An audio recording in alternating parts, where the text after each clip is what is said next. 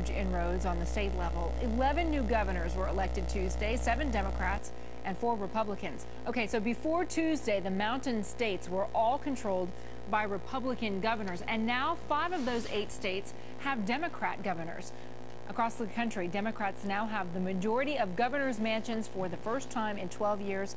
Flavia Colgan, MSNBC political analyst and Democratic strategist, joins me now. I know that you served under Governor Ed Rendell in Pennsylvania. The best governor in the United States. If you say so. I'd have to take your word for it since I don't live in Pennsylvania. I'm just curious, really, in the big political picture, why does it matter whether your governor is Republican or Democrat? Oh, I think it matters a great deal. I mean, one, it matters for the policy of the state. I mean, if you look at Governor Ed Rendell, since he's gotten into office, he's put tons of money into early childhood development, universal pre-K, kindergarten, tons of growing greener and environmental initiatives, the minimum wage across the country. Again, one of the things that's really interesting is that states have decided to take back, just like Bush has tried to get extra executive power, the states have said, you know what? You guys don't get anything done up there in D.C. Who knows what you're doing? You're pointing fingers.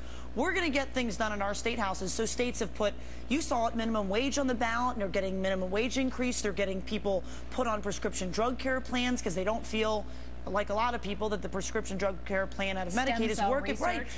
Exactly. So this is what's going on. So not only is it huge in terms of actual policy and getting progressive policies through, but politically, I mean, 2008, to have 28 governors' mansions. Okay, so does it matter if your governor is a Republican, then your state may tend to swing Republican in a presidential election, or vice versa? I think it's very helpful. I mean, look at, Pennsylvania, I think, was delivered to Democrats when Democrats were in power. Look, they have a lot of ability to raise money because they're the ones that are in power. They have stronger organizations.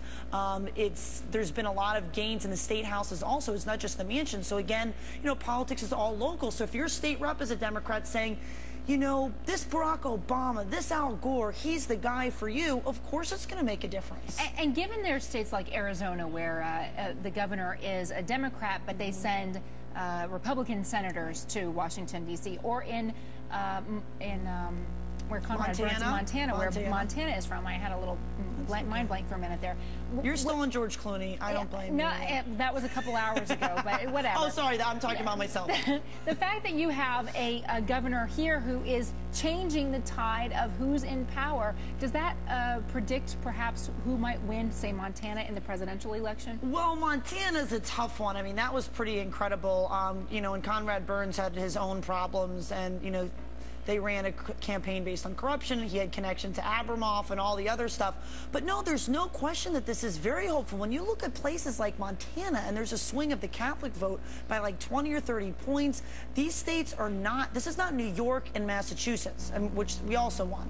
But these are, mountain states that were dominated by Republicans. People never even thought that governors would win. But the people who vote in that state, they're just people of independent spirit. And right, exactly right. But I think this is going to be big for Democrats. Look, every candidate has to do stuff in their own right, and they have to, run a great campaign. But it doesn't hurt to have the leader, the executive of the state, welcoming you to their home state and saying, this is the party, this is the person we want to get behind. If I were running for president, which no one would ever let me do, but if I were, I'd want lots of Democratic governors. Flavia, thank you.